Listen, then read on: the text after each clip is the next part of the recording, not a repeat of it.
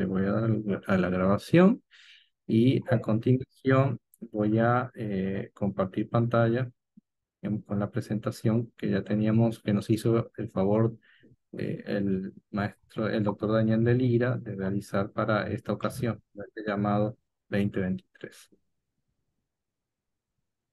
Y tú nos vas diciendo, esta ya fue una de las sesiones que se hizo unas semanas atrás públicamente y pues bueno, la vamos de alguna manera a reutilizar, por decirlo así, para esta plática, al fin y al cabo, de la esencia de la... No sé, Katy, si quieres arrancar con la primera, con la anterior o con... Mira, te diré la siguiente y ya, este, un segundo, perdón. Bueno, no puedo contestar ahorita, no sé a quién le cuelgue. Bueno, estoy con ustedes ahora sí. Esta es una cita de nuestra presidenta histórica del Comité Mexicano de Memoria del Mundo, Rosa María Fernández de Zamora, quien escribió: en un mundo tan confuso como en el que vivimos, debemos tener tiempo para conservar los documentos que definen nuestras raíces, nuestro pasado y nuestra existencia. El que sigue.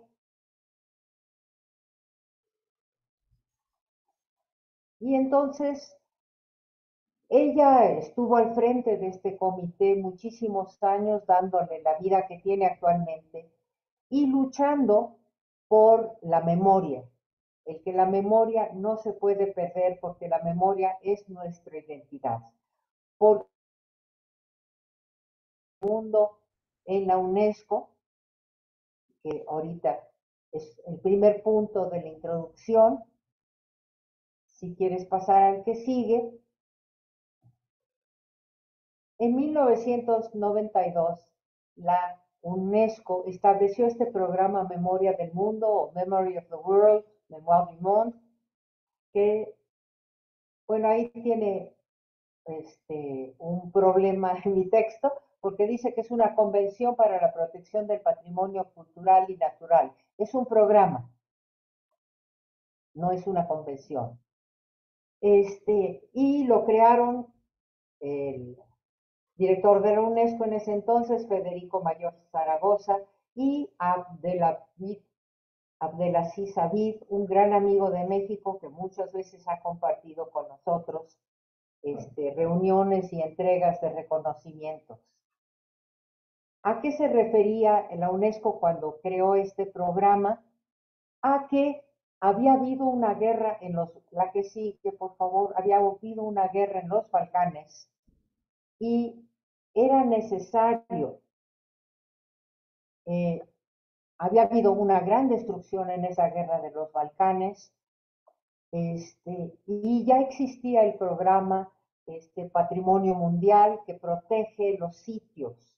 Entonces la UNESCO podía ir a los lugares que habían sido nombrados Patrimonio Mundial y proteger, o luchar por reconstruir lo que había sido dañado durante la guerra. Pero lo que se perdió para siempre fueron documentos que son patrimonio del mundo en general o de una localidad. Entonces, memoria, los documentos que se encuentran en archivos, bibliotecas, filmotecas, porque también las películas o las fotos forman parte del patrimonio, fonotecas, el sonido también, los registros sonoros, que están ya sean instituciones públicas o particulares. No hay una distinción entre los dos, excepto en que la UNESCO considera que las instituciones públicas en general garantizan más la conservación de los documentos que las particulares. Entonces, las colecciones particulares tienen que demostrar que están conservando los materiales. Como dije ahí en el segundo párrafo, como mencioné, el patrimonio documental incluye toda clase de documentos, sean estos manuscritos, impresos, sonoros, fílmicos, fotográficos y muy importante digitales. Actualmente se genera mucha información, muchos documentos digitales. Un aspecto muy importante de los documentos es que contienen un soporte sobre el cual han sido creados. Entonces, cuando hablamos de proteger los documentos, hablamos de proteger dos aspectos: el contenido del documento y el soporte en el. Una fotografía es muy evidente, está impresa, bueno, o digital, está impresa cuando es analógica, está impresa y nos importa la fotografía misma, pero nos importa también lo que retrata. Entonces, un documento tiene dos aspectos: en dónde fue hecho y qué contiene. Lo que sigue, por favor.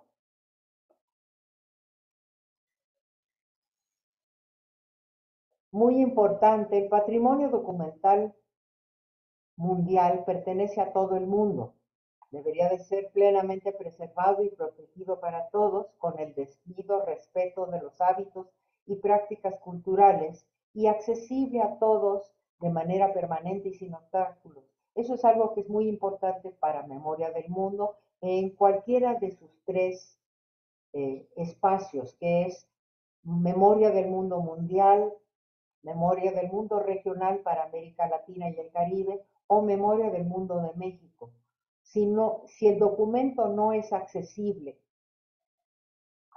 puede no ser accesible físicamente porque es un códice del siglo XV que se puede deshacer, pero entonces hoy en día puede ser accesible digitalmente. Pero la accesibilidad es importante. Sin accesibilidad no se puede registrar un documento, porque Memoria del Mundo considera que un documento que no se puede ver no existe como parte del patrimonio mundial, regional o nacional. Y la misión es incrementar la conciencia de todos y la protección del patrimonio documental mundial y lograr su accesibilidad universal y permanente. La que sigue, por favor.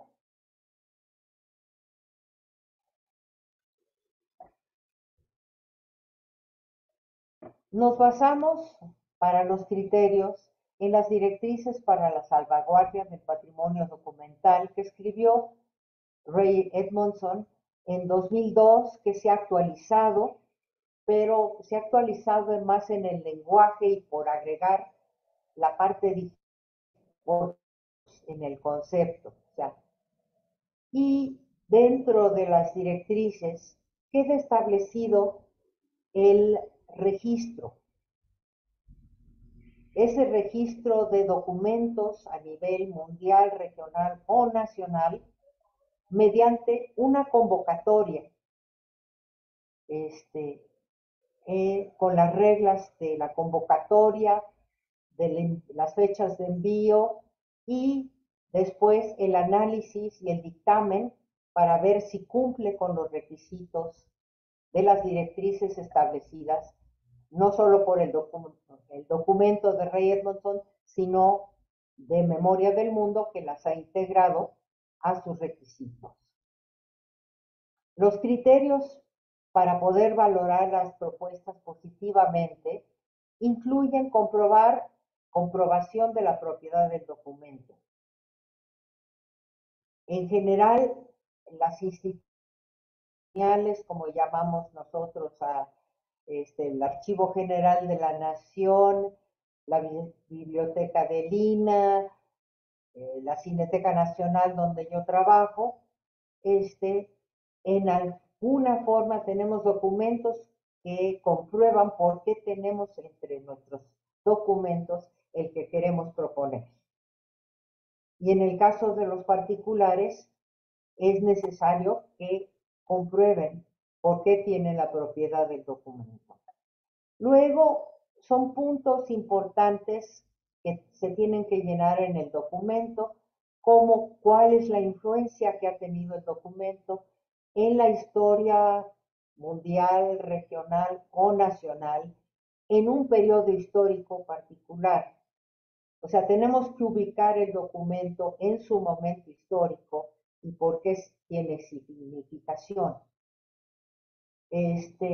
Como dice allí, el concepto de antigüedad es relativo. El documento puede ser nacido digitalmente ayer, si cumple con todos los requisitos, o puede ser, como mencioné, un códice o un mapa del siglo XVII europeo o cualquier documento que ya ha sido reconocido por Memoria del Mundo. El tiempo, la antigüedad no es importante. Digo, forma parte de la explicación de la importancia del documento, pero en sí no se, a la hora de analizar si se registra o no como documento de memoria del mundo, la antigüedad no importa. Y el lugar, pues tiene importancia de dónde es, la relevancia por el origen geográfico, porque no es lo mismo un documento que proviene de algún lado en donde es muy difícil que se conserven los documentos por el clima y que quede nada más uno, a, digamos, en Europa, que llevan ya muchos siglos este, custodiando los documentos, puede tener una importancia el lugar donde fue creado. El que sigue,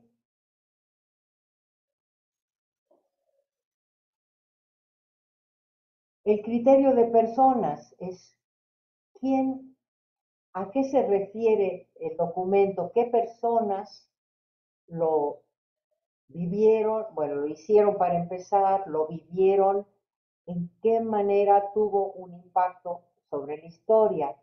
El tema es, bueno, ¿de qué trata el documento? Si es proteger a unas personas o es un documento que nos habla de la historia de un grupo social o es la historia de un tejido que tiene una historia adentro. O sea, el tema en sí es importante. A lo mejor es en defensa de gente desprotegida o simplemente es el primer mapamundi que se hizo, que forma parte de Memoria del Mundo, porque nos habla de cómo veían el mundo hace 500 años. Luego, los manuscritos, su forma, su estilo, sobre qué soporte están, qué tan bellamente iluminados están o no. O sea, la forma y el estilo del documento mismo también lo tienen que describir.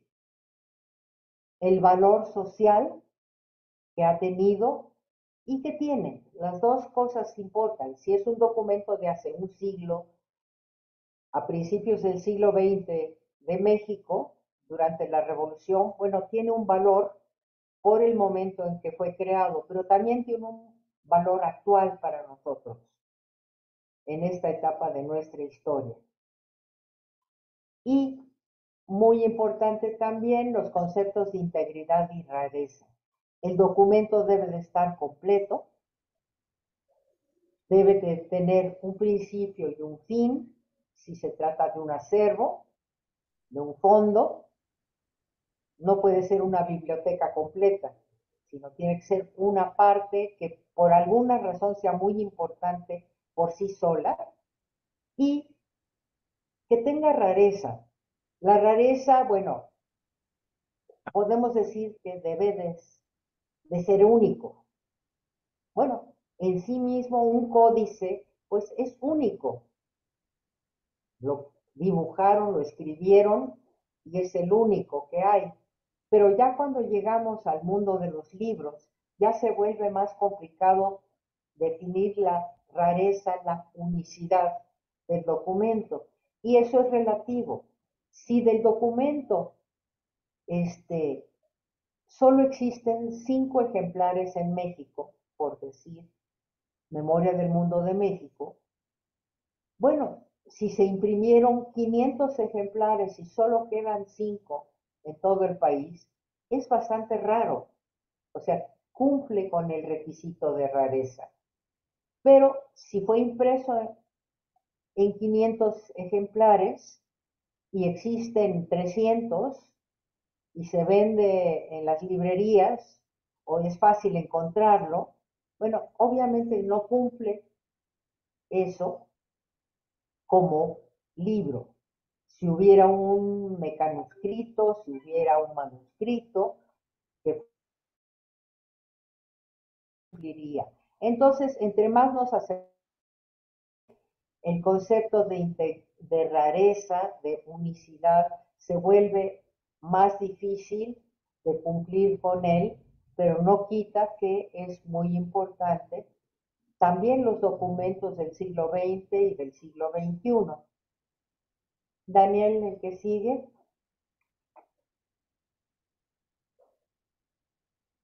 Entonces he estado mencionando que hay mundial, regional y nacional.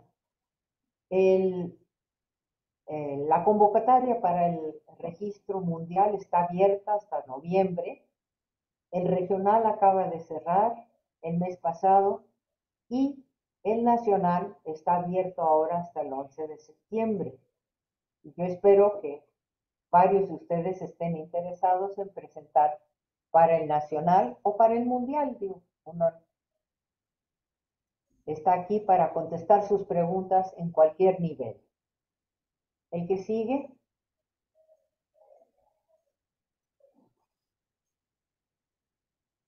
Hay unos ejemplos aquí. Le voy a pedir a Daniel que vaya un poco rápido porque para que entremos ya en materia de sus preguntas.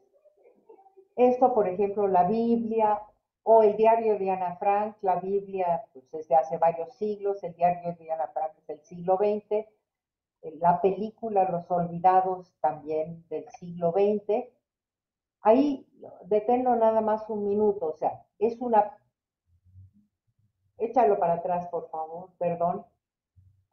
Es una película, el documento, pero lo que está registrado es el negativo del documento, no la película que puede haber 1000 copias, sino el negativo que está en las instalaciones de la Filmoteca de la UNAM, pero que pertenece a Televisa. O sea, dos instituciones pueden tener que ver con un documento, porque uno lo posee físicamente y el otro es el propietario. Y tiene que ser único. El negativo lo es. Perdón, aproveché para explicar un punto. Seguimos con las que siguen, Daniel. Aquí es, por ejemplo, un ejemplo del diploma que consta, mediante el cual consta el registro de la obra de Fray Bernardino de Sahagún, que se registró a nivel regional, mundial, perdón, en, ¿cuándo fue? En 2015. De constancia de registro en dos. Puede seguir. Este fue el códice florentino, muy importante, que era de 3 países. Perdón, déjalo ahí. El códice florentino es de importancia para México porque es Fray Bernardino de Sahagún. Es de importancia para España porque tiene algunos de los documentos y para Italia que tiene otros documentos. Entonces, a veces se puede hacer una labor, si es nacional el que les interesa a ustedes, pero está en varias instituciones, los ejemplares que hay o la información suelta que hay. Bueno, se pueden agrupar 3, 5 instituciones para proponer un documento o un fondo con los documentos dispersos en varias instituciones. Gracias, Daniel.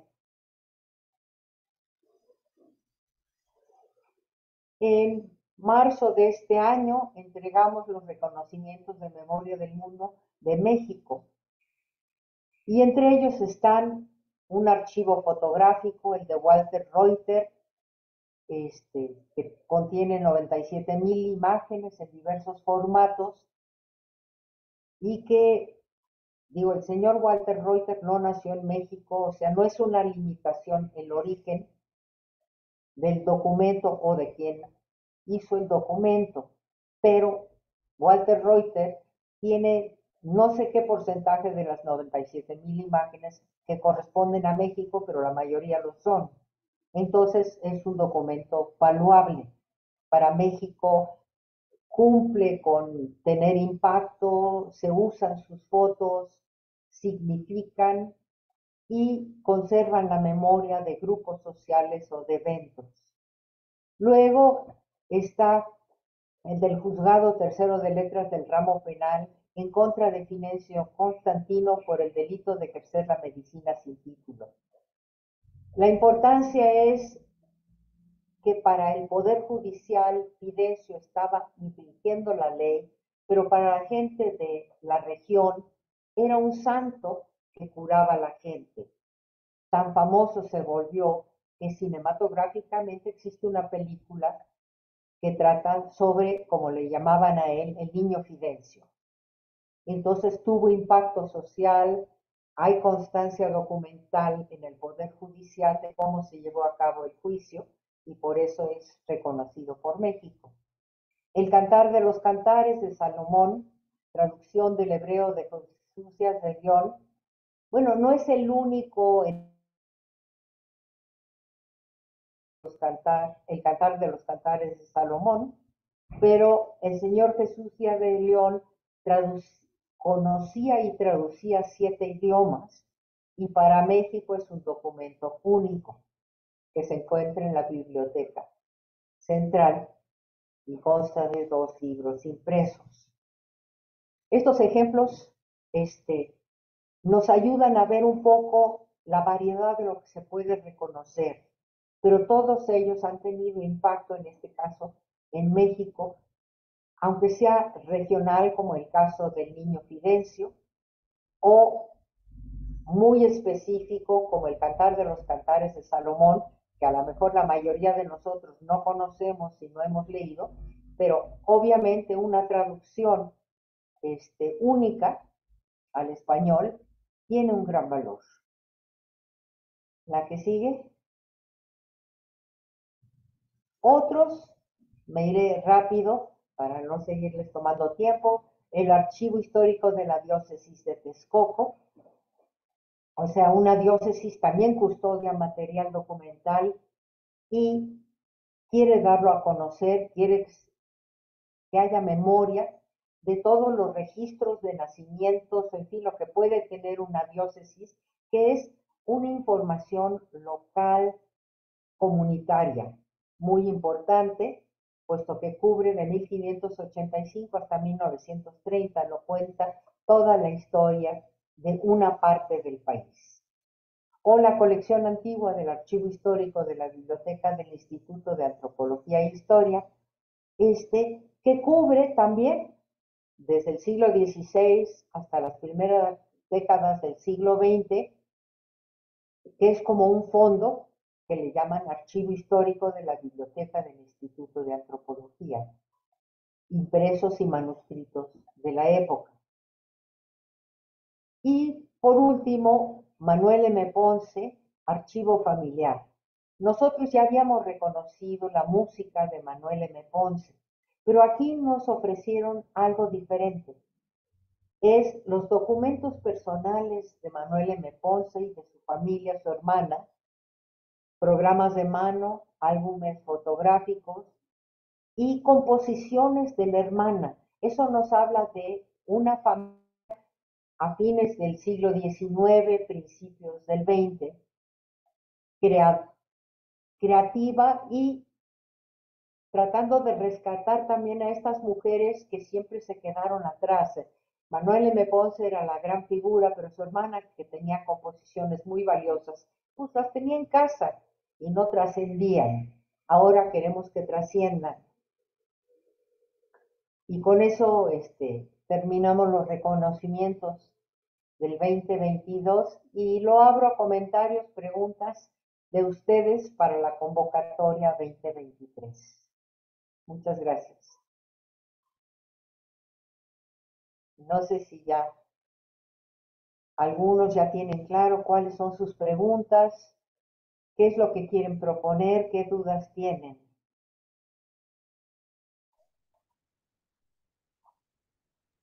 ¿Hay preguntas? No, ¿verdad? Sí, sí hay. Hay por ahí, yo tengo, ¿Sí? hay por ahí un formulario como de autoevaluación de algún documento para que en el archivo puedan considerar y hacer como una autoevaluación para ver si entraría en estos criterios o algún formulario o algo así. Bueno, están el formulario y las instrucciones para el llenado del formulario. No sé si las tiene usted, porque si no, las subiremos, ¿verdad, Daniel? O Gaby, este, porque ya con eso, o sea, el formulario da una idea de qué tienen que responder y el instructivo nos dice cómo responder cada pregunta. Este, Creo que también, no, básicamente eso, bueno, también muy importante que acudan a las directrices 2015 de las que mencioné, porque ahí se amplía un poco la explicación de la importancia de memoria del mundo y los diferentes aspectos que le importan a la UNESCO en cuanto a memoria del mundo. Serían los tres documentos, el formulario, el instructivo y las directrices. Y las tres las hemos compartido, pero si no la tienen, con mucho gusto pídanoslas y se las enviamos. Y acabo de compartir la liga donde está el llamado para 2023 y ahí es donde viene, ¿no? El formulario, en fin, todo, ¿no? El instructivo llenado, entonces pues ahí ustedes lo pueden consultar sin ningún problema, directamente en la página. Gracias. ¿A usted? ¿Alguien más que tenga una pregunta le haya quedado? Pues yo más bien un comentario, si me lo permite. Adelante. Gracias. En la universidad tenemos una biblioteca especializada que le llamamos histórica. Tenemos archivos o documentos históricos desde el año de 1700, pero no han sido difundidos. Valdría la pena, incluso algunos documentos de Allende y todo eso que están súper guardadísimos ahí, pero valdría la pena como darlos a conocer porque pues se requieren en cualquier momento, ¿no? Es también objeto para investigaciones, para publicaciones y demás. Valdría la pena, ¿no? Que si existe este Claro. medio para difundir también con aquellos documentos con los que la universidad cuenta que le pudieran ser de utilidad a alguien en algún momento. Una pregunta, Alicia, que es el nombre que veo ahí mencionado, ¿de qué universidad y de qué área de la universidad están Sí, hablando? de la Universidad Autónoma de Tamaulipas y estoy ahorita encargada de Biblioteca Central Victoria. Ok, muchas gracias. Y sí, claro que sí, o sea, piensen ustedes en cuanto al registro, tiene varios aspectos memoria del mundo. Memoria del mundo es donde hay guerra, buscar evitar que se destruyan los documentos. Pero aquí en México, en este momento, si bien todavía hay destrucción de documentos, estamos en un periodo de rescate, conservación y difusión de documentos. Pero pero no viene exactamente al caso. Tiene que, o sea, son nacionales, nos interesa que vengan de Tamaulipas documentos. Personalmente considero que la Ciudad de México, que es depositaria de muchas instituciones patrimoniales, está súper cubierta, aunque siempre se aparecen documentos que hay que dar a conocer. Pero a nivel nacional nos falta conocer los documentos valiosos de 31 estados. Entonces, bienvenidos de Tamaulipas, siempre y cuando cumplan con los objetivos del programa, que sean únicos, que sean un fondo que tenga principio y fin, y de ser posible que destaque uno o dos documentos a través de los cuales se puede entender por qué es de importancia nacional el que ustedes lo custodien. Si tiene, no sé si respondí a su pregunta. Sí, sí, muchísimas gracias. Ajá. Muchas gracias. El doctor Omar Álvarez de la Universidad Autónoma de Baja California levantó la mano. Ujú. Sí, gracias. Catherine, una pregunta breve. Básicamente, mi duda es sobre la comprobación de propiedad de documentos. Si hay alguna variante ahí, con el cual uno pueda sustentar esa propiedad, ¿no? Aparte de las que mostraste ahí en la presentación. Bueno, generalmente cuando es de instituciones como aquí representas, creo, la Universidad Autónoma de Baja California, el jurídico de la Universidad Autónoma de Baja California debe ser el que diga sí, está en mis documentos que esto llegó en propiedad en tal fecha. A lo mejor no, cuando hablamos de documentos, a lo mejor yo regalé un documento que estaba en mi casa, que resulta que acaba en la Universidad de Baja California y que es muy difícil decir cómo llegó, pero el jurídico es el que tiene que asumir la responsabilidad de Claro. decir yo soy el custodio o el dueño si fue comprado o si no simplemente aquí llevan 2 siglos en custodia, el documento es nuestro. Va, muy bien, por parte de la misma Ahora, institución. sí, es la institución misma la que avala a través del jurídico. Uh-huh. No. La maestra Brenda Rocha de la Universidad Autónoma de Ciudad Juárez. Uh-huh.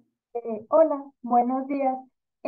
Mi pregunta va un poco en ese sentido. Nosotros aquí en la Universidad Autónoma de Ciudad Juárez, bueno, estoy a cargo yo de la gestión y desarrollo de colecciones de las 9 bibliotecas con la que cuenta la UACJ.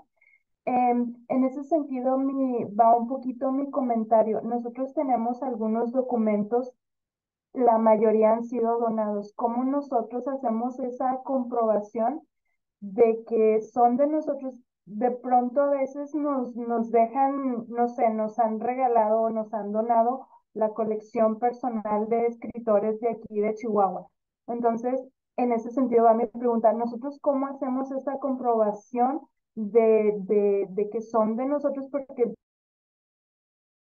la biblioteca y nosotros los catalogamos, los preservamos, los organizamos, pero propiamente un documento, pues es raro que aquí en biblioteca por lo menos nos llegue. Entonces, en ese sentido va mi pregunta. Bueno, yo trabajo en la Cineteca Nacional, estoy a cargo del Centro de Documentación de la Cineteca Nacional y conozco muy bien el problema a nivel de la biblioteca, en el sentido de que en el pasado, pues hubo mucho descuido, porque yo estoy hablando de la Cineteca, descuido en el sentido de no documentar todos los pasos de todo lo que sucede. Idealmente debería de haber una carta de donación. O sea, la carta de donación solo garantiza que esta persona o esta familia les entregó a ustedes la documentación. Pero eso para ustedes es su comprobante y el jurídico de la universidad debe tomar esa carta y analizar si puede decir que con eso es propiedad de ustedes, que en principio sí, si hay una carta de donación es de ustedes. Ahora, si la biblioteca X no fue cuidadosa porque no era la época de preocuparse, sino de que traigan donaciones, necesitamos, y no haya, ahí habría que hacer una pequeña búsqueda para tratar de saber cómo llegó y de nuevo consultar al jurídico en el caso de una universidad o de una institución patrimonial. Hay siempre un jurídico que puede ayudar a decir cómo comprobamos que es nuestro. Recuerden que los documentos en sí son de ustedes en cuanto a que físicamente están en sus universidades, en este caso de las preguntas que han hecho hasta ahorita. Pero si son del siglo XX, puede haber un autor que todavía él o su familia viva y que pueda decir, o sea, la propiedad nunca es total. porque hay la patrimonial y hay la autoral. Pero ustedes pueden demostrar la patrimonial y su jurídico los tiene que ayudar para eso. Si son muy antiguos los documentos, es más fácil que no haya descendientes que estén peleando derechos de otro tipo. Si son del siglo XX o XXI, ahí sí a lo mejor, entre más nos acercamos, más es necesario que los autores de la fotografía hayan cedido, no se puede ceder el derecho autoral, pero ceder el uso de las fotografías para su archivo. Entonces hay que ver en cada caso cuál puede ser el problema, pero básicamente el jurídico de su institución lo resuelve. Muchas gracias. Ni nada. ¿Alguien más? Pero Omar preguntó una Yo otra, Catherine, rapidita, una vez que un documento tenga, o sea seleccionado en esta convocatoria, ¿qué compromiso se obtiene en la institución? ¿Hay algún inherente a esto?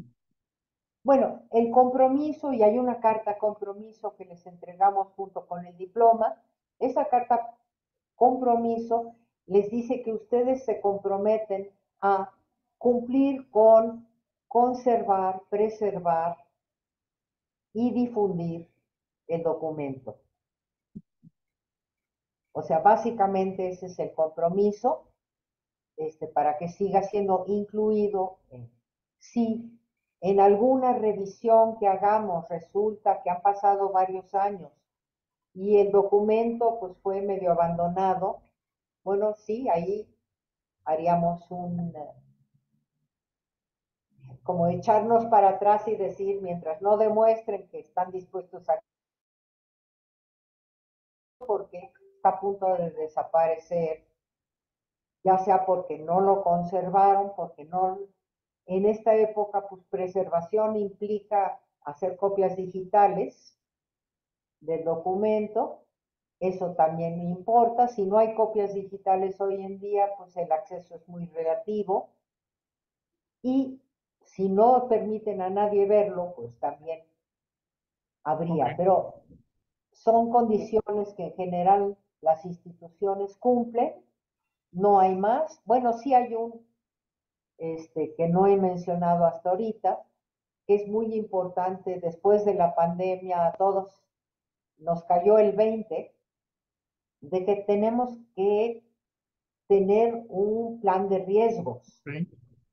Y van a ver que en el cuestionario tienen que llenar, si tienen un plan de riesgos, cómo van en su gestión de riesgos, y si no lo tienen, ¿para cuándo lo van a tener? Porque pues ya vimos que nos puede caer súbitamente pues una pandemia o un huracán o un temblor, y si no tenemos un plan de riesgos, la memoria de México en este caso se puede desaparecer. Entonces, perdón, qué pena, estoy colgando. Ok, me quedé. Ajá. Entonces, ese no lo mencioné antes, perdón, pero también es muy importante, y para nosotros en este año, en la convocatoria del año pasado y en este año, estamos subrayando que es muy importante. Muy bien, excelente. Entonces, preservar, compartir y el plan de riesgos. Básicamente. Gracias. Sí. La maestra Fabiola Terraza de la Universidad Autónoma de Chihuahua.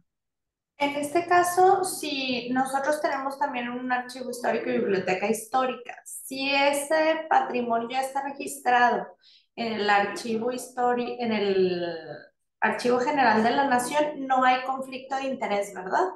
O sea, no tiene nada que ver el registro del archivo con este proceso. No entiendo muy bien cómo tienen el registro. O sea, ustedes tienen los Sí, y documentos. entonces hay una pues es como un comprobante donde dice que esa documentación que está ahí en el archivo histórico es parte del Archivo General de la Nación, no está registrado como parte de. Entonces, si de ahí se seleccionara algún material para este proyecto, no habría conflicto de interés, no habría ninguna contradicción o alguna cláusula que pudiéramos estar incurriendo. Que yo sepa, no, tengo que investigarlo porque no conocía de ese registro, pero básicamente los documentos los tienen ustedes. Quizás el Archivo General de la Nación registra a nivel nacional documentos, pero realmente no debería de haber conflicto. Si hubiera conflicto, sería cuestión simplemente de pedirle al Archivo General de la Nación que sea cosignatario la propuesta, no codueño, sino decir, bueno, ellos avalan la propuesta. Sí, como si fueran codueños, por decirlo de alguna manera, o que es compartido. No. No, o sea, el Archivo General no puede ser dueño de un documento que tienen ustedes. Puede estar en un registro general de documentos. Es la parte que no sé. Realmente no le puedo contestar ahorita. No sé si alguien haya tenido el problema de tener documentos físicos, estar en un registro del AGN. Es la primera vez que me plantean la pregunta. Yo supongo que no hay ningún conflicto, porque es un registro que no quiere decir que sean de ellos. Siguen siendo de ustedes. Igual voy a investigar bien con la persona del archivo histórico aquí de la Biblioteca Histórica para ver en qué términos está ese convenio con el Archivo General de la Nación, o ese registro. Cualquier cosa, pues escríbanos y trataremos de ayudarla a aclarar eso. Gracias. Muchas gracias. Pues acá Gabriela había pedido que se inscribieran acá por el chat quería sacar una pequeña notita. Ella se encarga de comunicación en el Comité Mexicano de Memoria del Mundo y quería sacar una breve notita, ¿no? Con los asistentes, en fin, mencionando quienes participaron de esta plática que realmente ha sido, creo que muy fructífera, ¿no? Las dudas que están surgiendo son trascendentes y pueden ayudar a esclarecer las posibilidades de postulación de registros, ¿no? Concretos. Entonces, ¿qué es lo que nos interesaba al fin y al cabo? Entonces, no sé si hay alguna consulta más, alguna pregunta más a la maestra Catherine Bloch. Yo, sino Sí. mientras surge alguna última pregunta o últimas preguntas, quiero decirles que no les asuste meterse en pues, problema relativo que es identificar qué tienen de valor. Bueno, ese es el primer paso. El segundo paso es ver qué derechos tienen sobre ese material para poder llenar el formulario y asesorarse de expertos en su universidad, en su centro, para sacarle jugo al valor. O sea, a veces tenemos documentos y no les damos ningún valor. En 2022, la Suprema Corte del Estado de México encontró unos documentos.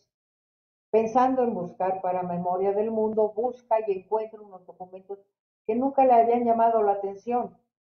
Uno, el del indio Giuseppe, pues un indio que en 1500, principios de, creo que como 1530 o 40, hace un pleito para que le reconozcan sus derechos de herencia y todo eso.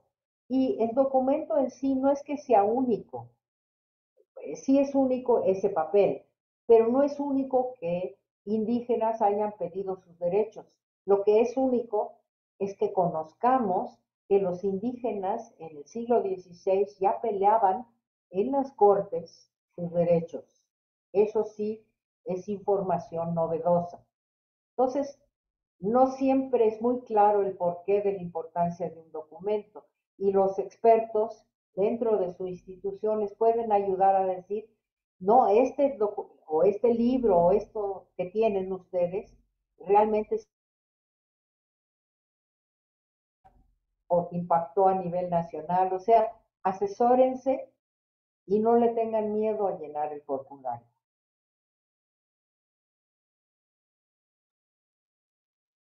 ¿No hay más preguntas? Ma- Bueno, ojalá maestra, todos. maestra Catherine, disculpe, cualquier asesoría y eso entiendo que nos podemos acercar, ¿no? Cualquier duda que pudiéramos tener. Sí, por supuesto. Va. Ya sea conmigo, con Daniel, con el comité, miembros del comité, si es muy específica. Ujú. Por ejemplo, la que me hizo Fabiola Terrazas, pues ella por un lado va a averiguar, pero yo por mi parte voy a ver con los miembros, a ver quién sabe, bueno, directamente con el AGN, es miembro del Comité Mexicano, preguntarles ese registro qué significa. Entonces podemos ayudarlos a responder preguntas. Sí. Estamos para servirles. Entonces, yo soy vicepresidente foráneo del comité, así que pues, con mucho gusto estamos a la orden. Significa que atiendo un poco de alguna manera, o tendría que atender a los estados de la República, para de Ciudad de México. Entonces, pues bueno, estamos para servirles en lo que sea necesario. Y lo que no sabemos, no vamos a decir que lo inventamos, lo preguntamos. Exacto. Perfecto. Bueno, muy bien. ¿Algo más? No sé si hay algo más. Gabriela, ¿alguna cuestión? No sé si nos quieres decir algo y si no, pues con esto tenemos, Gaby, con los datos que ya se pusieron. Gabriela. Bueno, Gracias, maestra Catarine. Gracias. muchísimas gracias entonces a todos ustedes por su participación. Gracias, Catherine, por entonces tu plática, que creo que ha sido muy esclarecedora, la respuesta a las preguntas. Y agradecer a nombre del Compavi es entonces esta posibilidad de tener esta interacción contigo de manera un poco casi, por decirlo así, exclusiva, ¿no? Así, entonces, muchísimas gracias. Muchas Cuando gracias. quieran, ya sea por Zoom o por carta y WhatsApp, con mucho gusto contestamos sus dudas. Daniel, yo te agradezco a ti infinitamente que estás al frente junto con Gabriela en cada una de las reuniones para contestar dudas y para hablar del programa. Son ustedes maravillosos apoyando al comité, como miembros del comité, pero apoyando al comité y metiéndole horas de esfuerzo. Esta reunión con las universidades, a mí me encanta saber que hay interés y ojalá de diversos estados tengamos propuestas ahora. Para que sí, entonces, Que les vaya muy bien a todos. muchísimas gracias, ¿eh? Muchísimas gracias. Nuevamente. Que pasen muy Gracias. bien. Luego. Gracias. Gracias, Día. Gracias.